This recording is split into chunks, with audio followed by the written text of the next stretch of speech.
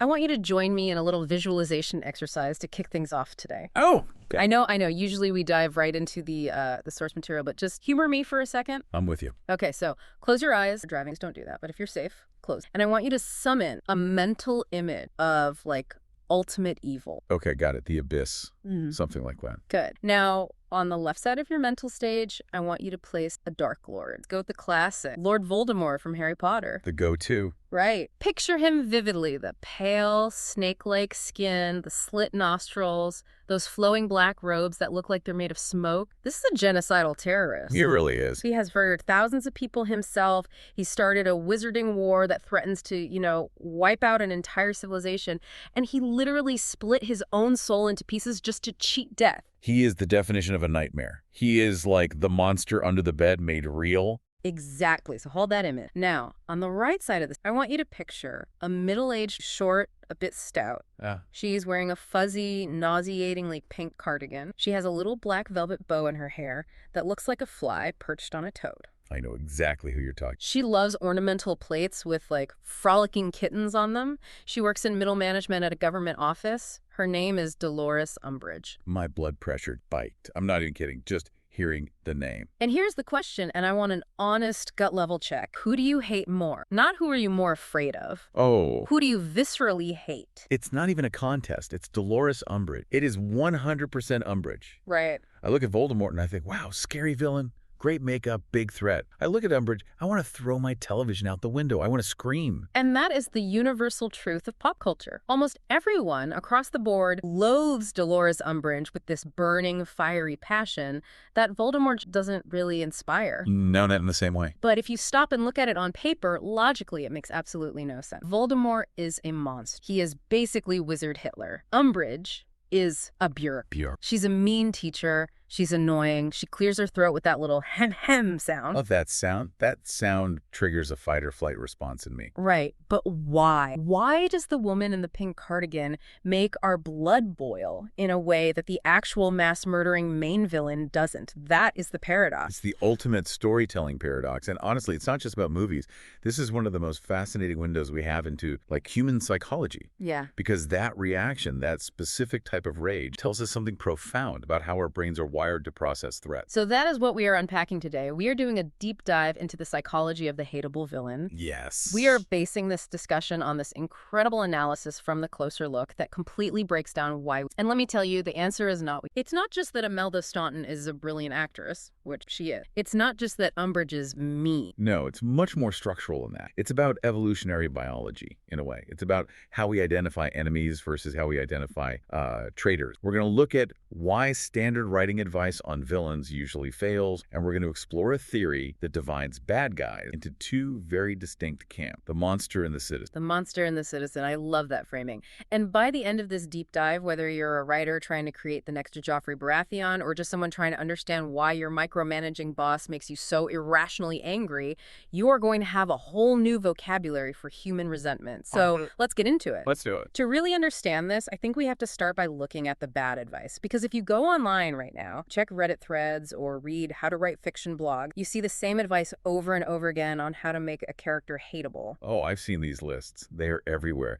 They treat character creation like a recipe. Yeah, like a checklist. Exactly. They say, if you want the audience to hate a character, make them sadistic, make them selfish, give them a short temper, make sure they have zero redeeming qualities, no charisma. Right. It's the kick the puppy trope. If you want us to hate the bad guy, have him walk into a room and, kick a puppy. Boom, instant hate. And look, on the surface, that logic seems sound. You look at Umbridge and you think, well, is she sadistic? Yes. She literally forces Harry Potter to carve "I must not tell lies" into the back of his own hand with a magical quill. It's torture. That is textbook sadism. It's horrific. It's one of the most uncomfortable scenes in the whole. And you look at a character like Commodus from Gladiator. Yeah. Also very hateable. Also very sadistic. So the natural conclusion people draw is sadism equals hateability. If I make my villain hurt people for fun, the audience will hate them. But the source material points out that if you actually pressure test that theory, it falls apart immediately. Oh, completely. Because there are plenty of characters who are sadistic who we don't hate, and plenty of characters who aren't sadistic loathe. Exactly. Let's look at the latter first. Think about Denethor from The Lord of the Rings, The Return of the King. Oh, Denethor, the steward of Gondor, the guy who sends his son to die and then tries to burn himself alive while eating tomatoes. That's the guy.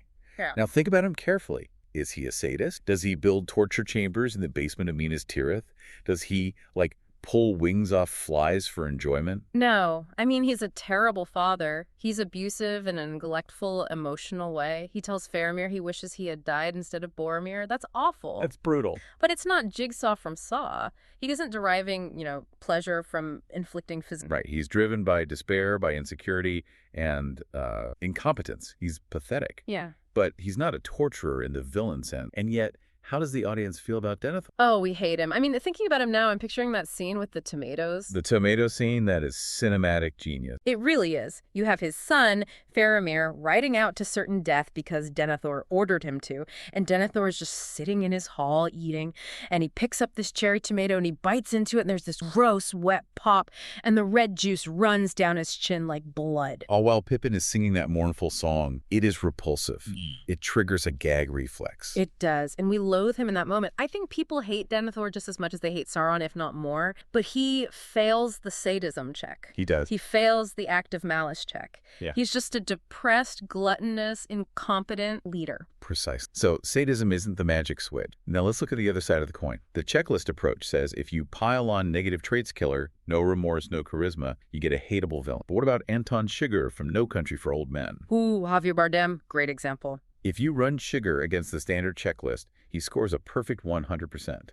Does he kill without room? Yes. He walks around with a captive bolt pistol used for slaughtering cattle and kills people like he's taking out the trash. Yeah. Is he selfish? Yes. Does he have charisma in the traditional charming sense? No, he has a terrible haircut and dead eyes. He's terrifying. He is. But here's the key question. Do you hate? When he's on screen, do you feel that petty, grinding annoyance? Do you want to strangle him? No, I feel dread. I feel tension. I'm thinking, oh God, please don't kill the gas station attendant. But I'm captivated. I'm not rolling my eyes. I'm not angry at him in a personal way. I respect him as a threat. Exactly. We fear him, we are fascinated by him, but we don't look at him and feel the urge to throw things. So clearly, just being evil or deadly isn't what triggers that specific hate response. This is where the source material pivots to what they call the mummy revelation. And I love this because I grew up watching Brendan Fraser's The Mummy. Oh, yeah. It's a foundational text. It's a classic. But it's also the perfect case study for this dynamic. You have two villains in that movie. You have the main antagonist, Imhotep the Mummy. Right. He's the big bad. He's an ancient high priest. He has magical powers.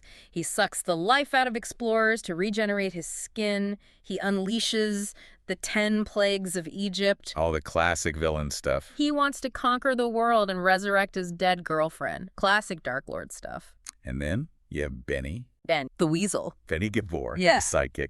The guy who serves the mummy just so he doesn't get killed. Right. He has no power. He's not a wizard. He's just a cowardly, selfish, greedy little guy who smells opportunity. And it is a universal truth that everyone hates Benny infinitely more than the mummy. Infinitely more. But why, though? Look at the body count. Imhotep is killing people left and right.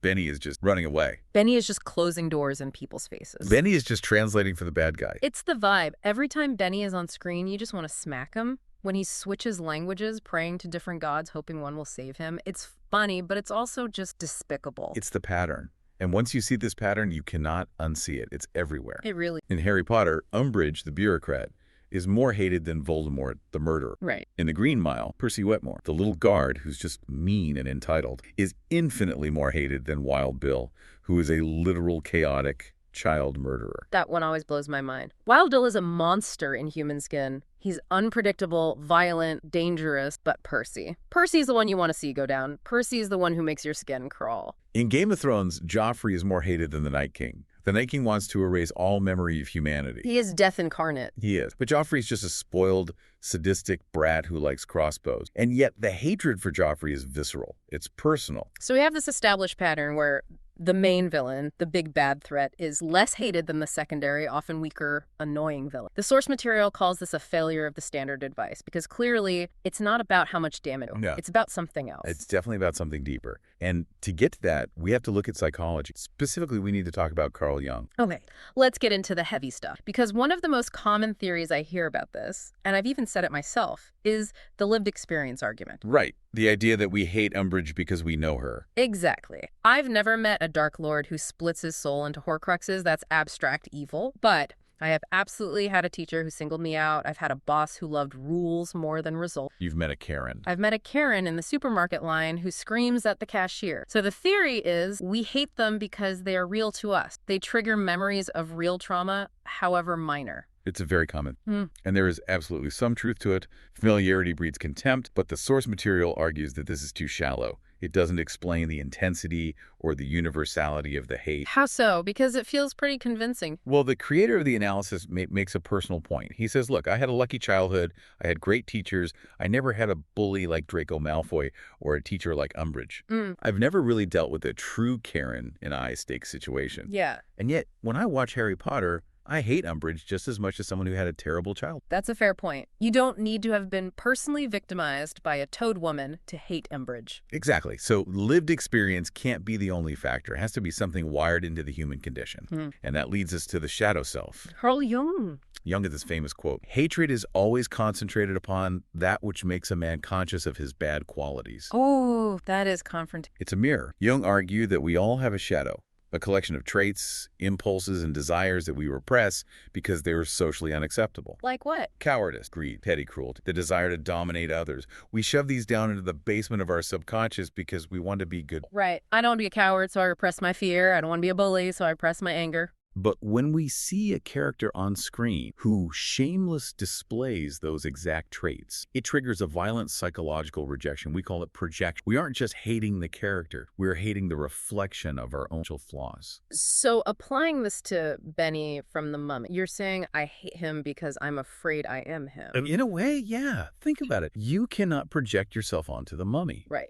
Imhotep is a force of nature. He's an archetype. You don't lie awake at 3 a.m. worrying, oh God, what if I accidentally become an ancient undead sorcerer who wants to resurrect his lost love through human sacrifice? No, that's not really on my list of anxieties. But Benny is coward. Benny's greedy. Benny is willing to sell out his friends to save his own skin. And if we're being honest, brutally honest, we all have that fear. The fear that if a gun was put to our head, we might.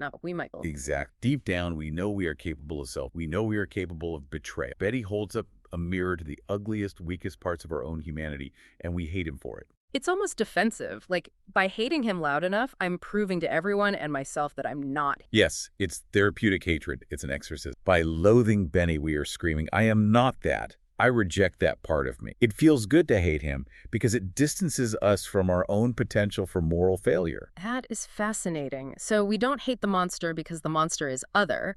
We hate the weasel because the weasel is us, or at least the version of us we are terrified of. Precisely. And this psychological foundation leads directly to the structural theory of the deep dive. The source material categorizes villains into two distinct buckets based on this relationship to the self and the group. Okay, let's break this down. The analysis calls them Type A and Type, or more evocative, the monster and the citizen. This distinction is crucial. Once you get this, you see it in every story. Let's start with Type A, the monster. The monster is the external threat. They exist outside of society. They are not part of the tribe. So this is Voldemort. This is the shark in Jaws. Correct. Voldemort, Sauron, the Joker, the Xenomorph from Alien, natural disaster. These are threats that are fundamentally not us. They play by different rules, or no rules at all. And what is the dynamic between the monster and the hero? It's binary. It's simple.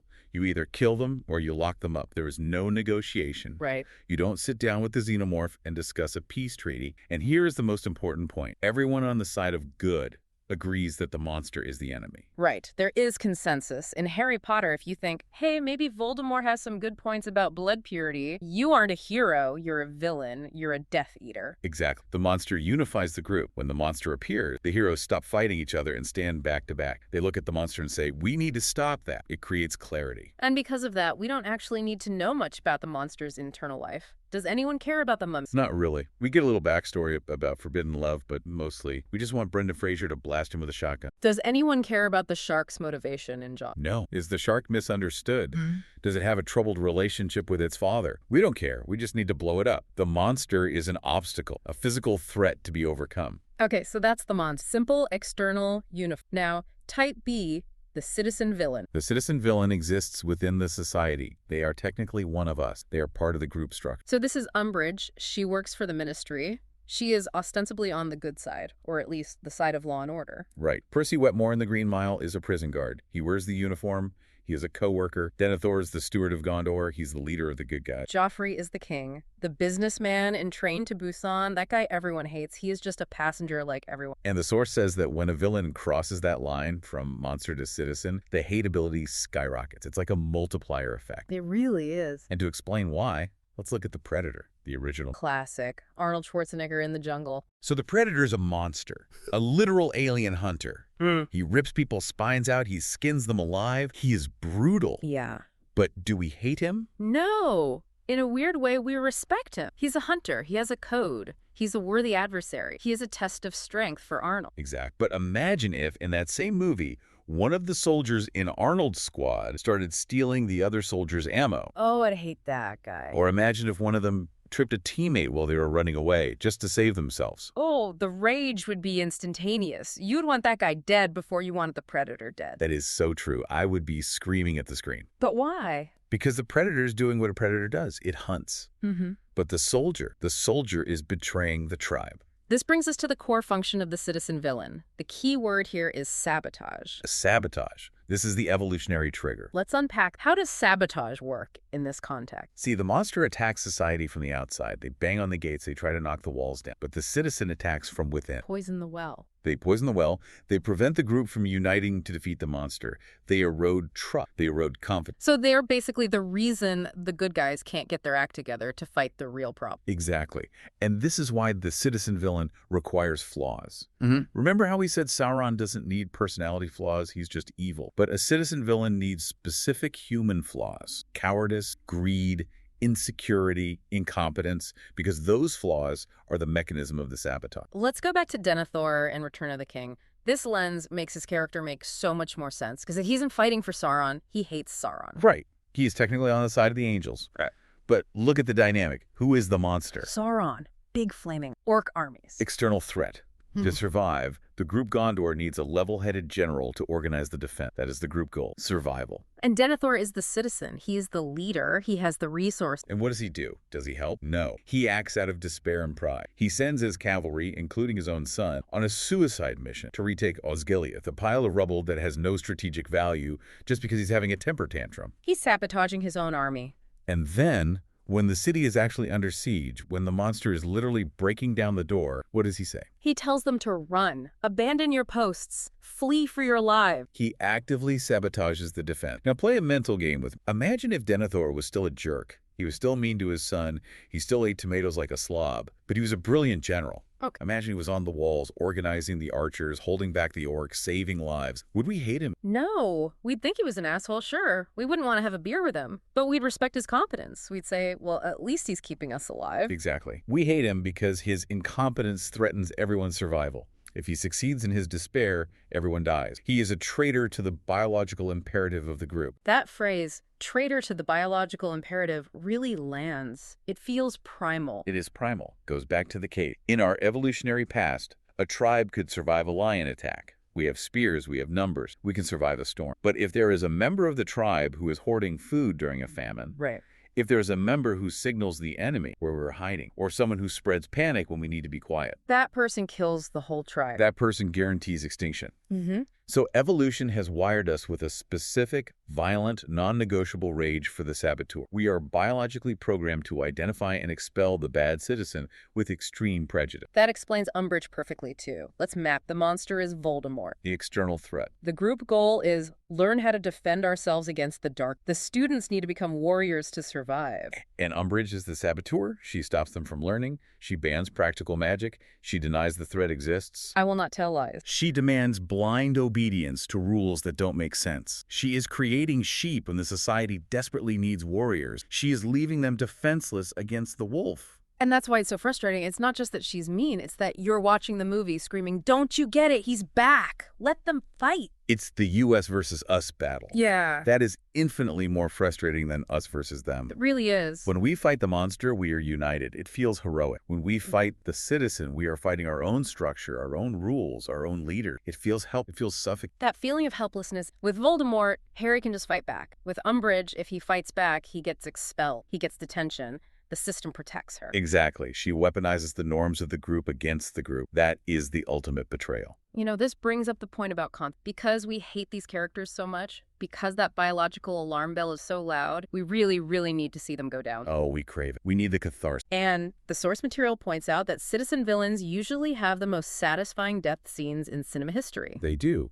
And notice how they die. This is another part of the pattern. Right, monsters are usually just removed. You shoot the alien. You throw the ring in the volcano. It's a physical removal. It's simple. But citizen villain, their defeat is usually ironic. They're defeated by their own flaws. Give us some examples. This is the fun part. Let's go back to Benny and the Mummy. What is his defining flaw? Greed and cowardice, but mostly greed. He serves whoever pays him or keeps him alive. Right. So at the end of the movie, the temple is collapsing. Hamunaptra is sinking into the sand. Benny could escape.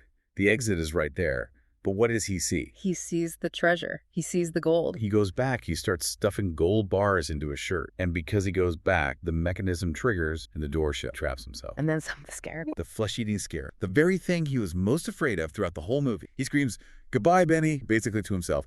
His greed locked the door, and his cowardice was his end. That is poetic justice. It feels like the universe correcting a mistake. It does. Look at Umbridge. What is her flaw? Obsession with order, dominance, a belief that she is superior to anyone of different half-breeds, magical creatures. She's a bigot.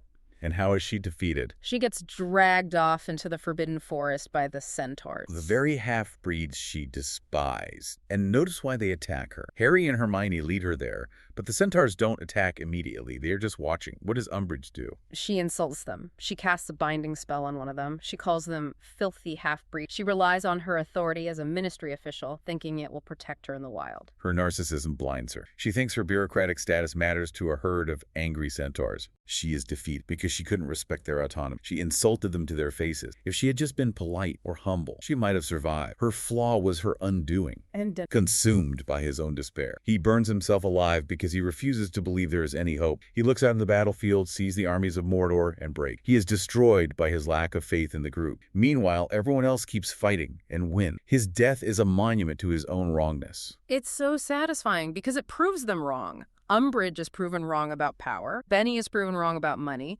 Denethor is proven wrong about hope. Exactly. Yeah.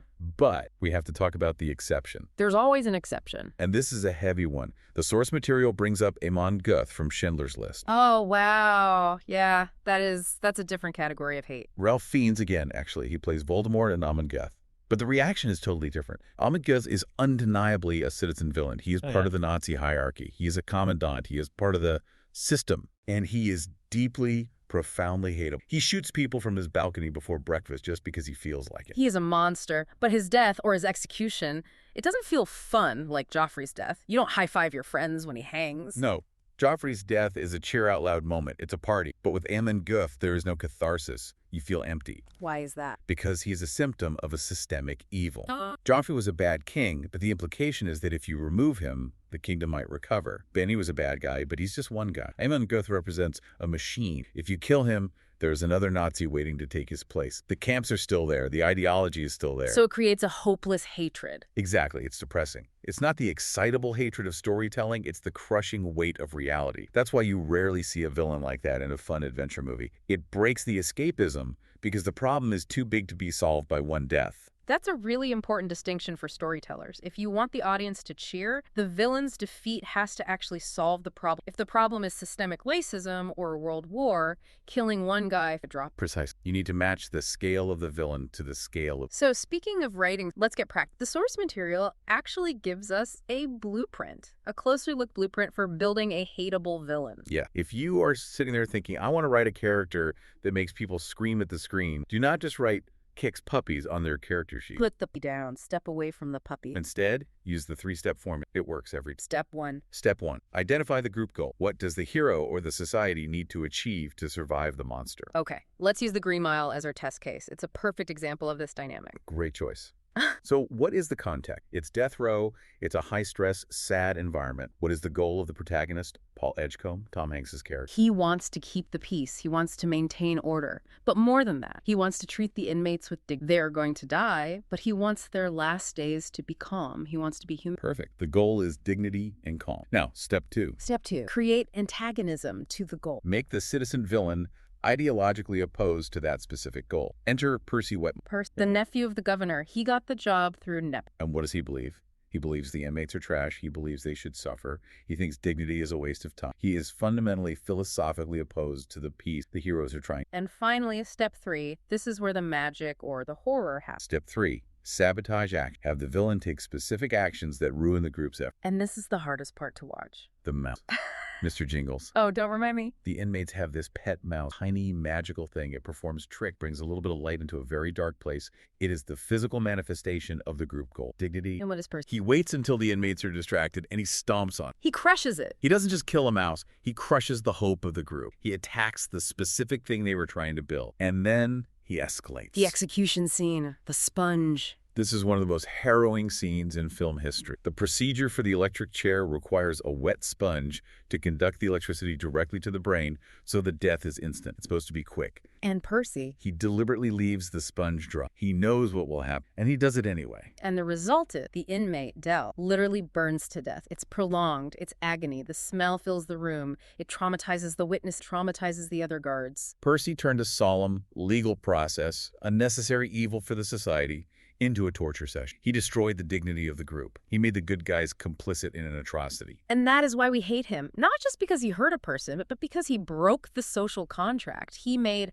us, the guards, the audience, feel dirty. Exactly. He dragged everyone down to his level. That is the ultimate sabotage. This blueprint is so powerful because it takes the focus off trait and puts it on actions and relationship. It's not about who the villain is, it's about what they do to the group dynamic. It connects everything back to that tribal survival. We can deal with that, and we cannot deal with saboteurs. So let's bring this all together. We've gone from Umbridge to Jung to biological sabotage. What does this all mean for us, the listeners, the people watching? I think it gives us a new lens to view conflict. When we watch a movie, or even when we look at the world around us, we can ask, is this a monster problem or a citizen problem? And realizing that the citizen problem is always going to feel more emotional. It's always going to sting more. The citizen villain breaks the social contract. They are the coworker who ruins the project because they want credit. They are the politician who denies a crisis to save face. They are the leader who panicked. They turn the US versus them into us versus us. And that us versus us is the most exhausting battle there is. It really is. It drains us, but that's why seeing them defeated is so satisfying. It reassures us that the group can heal, that the saboteur can be removed, that order can be restored. It's a fantasy of justice. We want to believe that the system can fix itself. Exactly. You know, before we wrap up, I want to go back to that Jungian idea one last time because I think there is a provocative thought there for everyone. Let's hear it.